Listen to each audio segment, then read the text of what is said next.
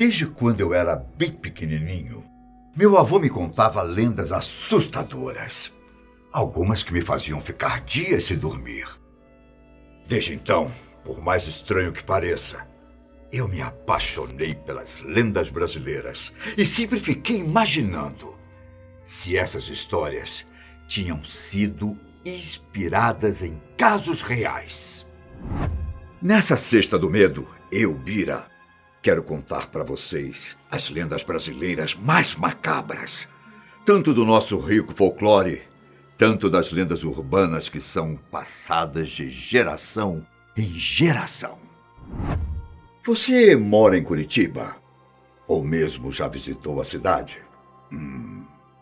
Por lá, existe uma história muito famosa, que diz que durante o século XIX, um grande navio atracou na cidade de Paranaguá, litoral do Paraná. O navio trazia muitos imigrantes italianos que foram trabalhar em lavouras em Curitiba e acabaram formando um bairro na cidade chamada Santa Felicidade. Entre os imigrantes, havia uma mulher chamada Constantina, que estava sempre acompanhada de sua mãe, Dona Lola. A mãe de Constantina dizia que ela fazia parte de uma linhagem muito antiga de bruxas, que era chamada de estrega.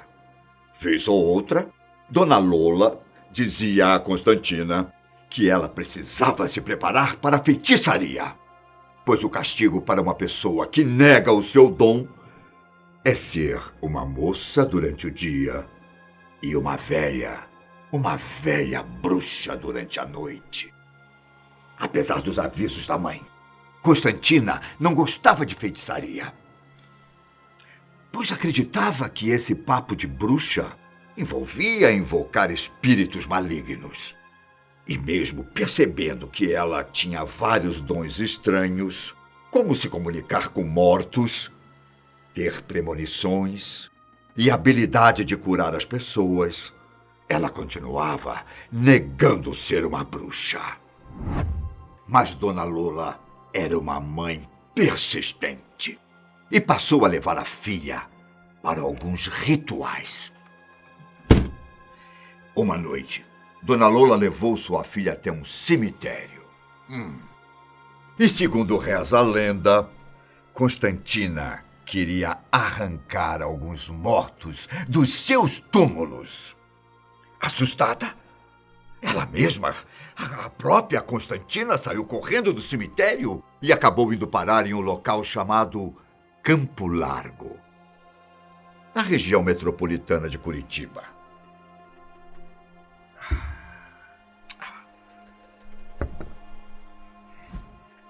Lá, ela adentrou um bosque e avistou uma casa abandonada. Em volta dessa casa, havia algumas ervas que Constantina, por algum motivo, sentiu que tinha um poder de cura. Ela recolheu as ervas e encontrou uma mulher idosa que estava com o braço quebrado. Com orações e chá feito com as tais ervas, Constantina curou a idosa. E a história do seu feito passou a rodar entre os moradores locais. E a partir daí, muitas pessoas passavam a procurar Constantina. O problema é que quando iam na casa dela, na parte da noite, em vez de encontrar a jovem, as pessoas encontravam uma velha que sempre afirmava que Constantina tinha saído. O mais estranho é que essa senhora nunca era vista junto com Constantina. Um dia, um garotinho foi até a casa dela no final da tarde e presenciou o terrível momento em que Constantina se transformou na velha bruxa. Depois, o garotinho saiu correndo e contou a todos o que tinha presenciado. Desde então, Essa história é contada de geração em geração. Mas ninguém sabe o que realmente aconteceu com Constantina. Outra lenda regional é a do túmulo da criança afogada, na cidade de Santa Leopoldina, no Espírito Santo. Há quase um século, no cemitério Campo Santo, o túmulo de uma menina chamada Maria Gilda, que morreu em 1923, misteriosamente, se enche de água. Segundo a lenda, a menina nasceu dia 4 de setembro de 1922, mas morreu 5 meses depois, dia 19 de janeiro de 1923. O site da Prefeitura de Santa Leopoldina confirma a veracidade da história. A morte da menina. E muitas pessoas acreditam que a água encontrada no túmulo de Maria Gilda é milagrosa e tem poder de cura. Para piorar as coisas, pessoas já relataram que viram o túmulo jorrar água, mesmo em períodos de estiagem. Há pouco tempo, eu li sobre uma lenda que nunca tinha ouvido falar antes. Vocês já escutaram a história da mulher emparedada? Não? Reza a lenda que um homem chamado Jaime Favaz era dono de uma loja que funcionava no térreo de um sobrado na Rua Nova, um endereço nobre de Recife. Jaime era um homem grosseiro, muito famoso por ser rancoroso, vingativo. Um dia, ele descobriu que Clotilde, sua única filha, estava grávida de um homem chamado Leandro. Só que Leandro, sendo um galanteador, também passou a se relacionar com Josefina, mãe de Clotilde. Quando Jaime descobriu que Leandro tinha caso com sua esposa e com sua filha, ele contratou um matador de aluguel para acabar com a vida de Leandro.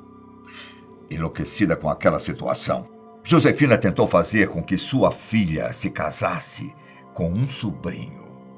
Mas o sobrinho acabou rejeitando o casamento. Como castigo, Jaime amarrou sua filha e cobriu com lençóis brancos e a colocou em um banheiro do sobrado. Para finalizar, ele pediu para um pedreiro para que ele construísse uma parede de tijolos no lugar da porta. Jaime, então, se mudou para Portugal, onde passou 3 anos. Após voltar para Recife, Jaime foi morar em cima do sobrado, onde tinha aprisionado a filha. Só que ele passou a escutar coisas estranhas no imóvel, como gritos e gemidos.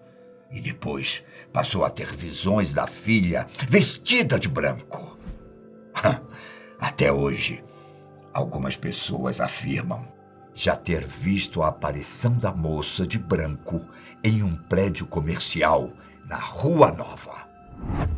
Existe uma outra lenda que surgiu recentemente, mas que eu também nunca tinha escutado, nem mesmo algo parecido antes. Era a história do ladrão de órgãos. Esse caso conta que um garotinho de 11 anos, também chamado Leandro, ganhou de Natal um joguinho virtual. A partir desse jogo, Leandro se comunicava com pessoas ao redor do mundo. E ele acabou se tornando amigo de um usuário que lhe mandou um link de um jogo que ele supostamente teria desenvolvido. Leandro, sendo um menino inocente, clicou no link.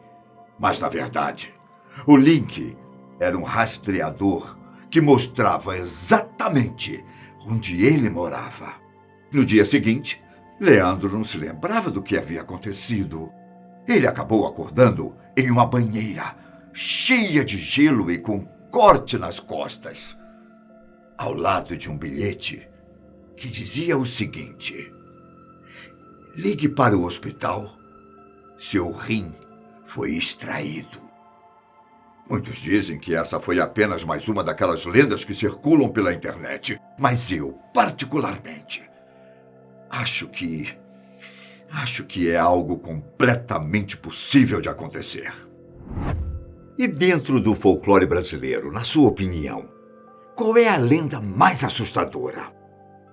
Quando pequeno, eu me lembro que a lenda que eu tinha mais medo era do Saci Pererê. Talvez essa seja uma das lendas mais difundidas e mais conhecidas do Brasil. A história conta que o Saci era um menino negro, travesso, que possui apenas uma perna, usa um gorro vermelho e leva na boca um cachimbo. Além da aparência marcante, ele também é famoso por ser um menino travesso e por pregar peça nas pessoas. Uma das travessuras preferidas do Saci é atormentar os cavalos das fazendas. Uma das evidências de que ele passou por uma propriedade são os nós e tranças nas crinas dos animais. Ele também gosta de azucrinar viajantes, assobiando um som bem estridente que os atormenta e deixa incomodados por não saberem de onde e de quem vem tal som.